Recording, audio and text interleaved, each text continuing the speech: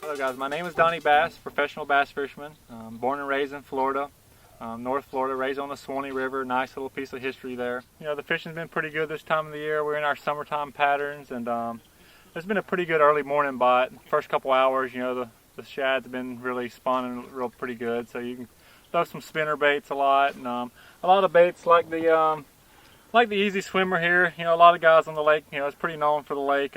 Several different varieties, but I use the bruiser intruder, the easy swimmer. It's a good little bait.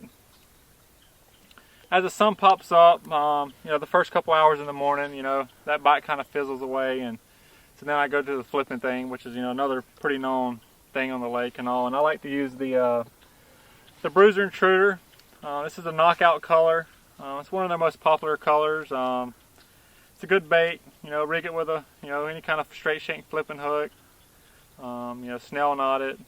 Today we're using 1/2 ounce weight. You know, this pretty calm, pretty sparse stuff we're flipping in. As the day goes on, you know, the sun comes up, the fish get a little tighter to the thicker clumps, and that's when you really can, you know, idolize the whole flipping bite thing. So the real choice, you know, I like throwing, you know, the Abu Garcia is pretty, you know, they're good to me, and it's a really good rod. They got a, you know, big variety of, you know, speeds and, you know, different price range for from your regular, you know, fishermen all the way up to your, you know, professional fishermen and guides and captains. And this is the STX 7-to-1 on a Dobbins rod, you know, Dobbin Extreme 745. You know, another bait of choice is obviously the spinner bait.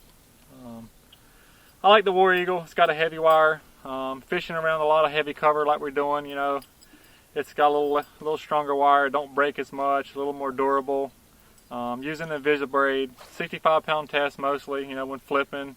I think this is 50 here, I got on the Invisibraid. Most of the time we're fishing this, you know, heavy cover, a lot of cattails, Kissimmee grass. You know, this time of the year the fish get up in the Kissimmee grass real good with the shad spawn. And bass fishing, you don't really normally tie a leader very much. It's normally just straight to your, you know, straight to your lure. There's really no need for leader lines. You know, bass don't have really probably much, you know, little teeth. They don't really do much. You know, you can fish all day, you know, a couple hours at least. And as the day gets on, you know, you may want to retie. You know, this one's time to retie here just because, you know, it gets a little frayed a little bit. But normally you don't have an issue, so no need for leaders or anything like that. Just straight to the bait. For polymer knot, it's a pretty basic knot. You know, it's good with braid. You mainly use it with braid. You know, with braid lines, you can't really use any kind of slip knots. And these are little bobber stoppers. Used just to hold the weight down. We're just using a little 1/8 ounce weight, tungsten weight, with a 6/0, you know, EWG Superline hook.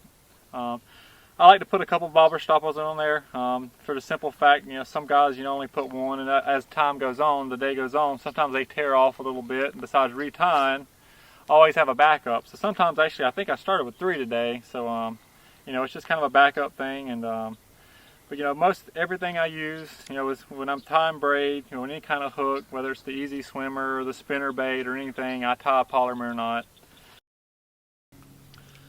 All right, our other knot of choice is when we're flipping is a snell knot. Back again, I go to a couple bobber stoppers. You know, just keeps the weight down. And the reason why, you know, we do the snell knot when flipping is, you know, a lot of times you're in that heavy cover, and when you set up on that fish, if you'll notice that hook right there, it goes towards that fish's mouth every time. And just really, your hookup ratios are way better. If you tie it the wrong way, you always want to hold, when you're tying this knot, you always want your line to go up through the eye of the hook when you're tying a snell knot. And that's what keeps it going forward. If you go in the opposite way, that hook, when it goes in, that hook will bend out this way, you know, you'll miss a lot of fish. You got to be careful when you're tying this thing to really make sure it goes in the right way. But that's a snell knot, mainly used for flipping. Overall, today was pretty good. We caught a couple nice fish, you know, a couple in that 5-6 pound range, and we got one around 7 or 8. So you know, fishing's real good on Okeechobee, guys. So I hope you guys can get out here and enjoy the weather and enjoy Okeechobee.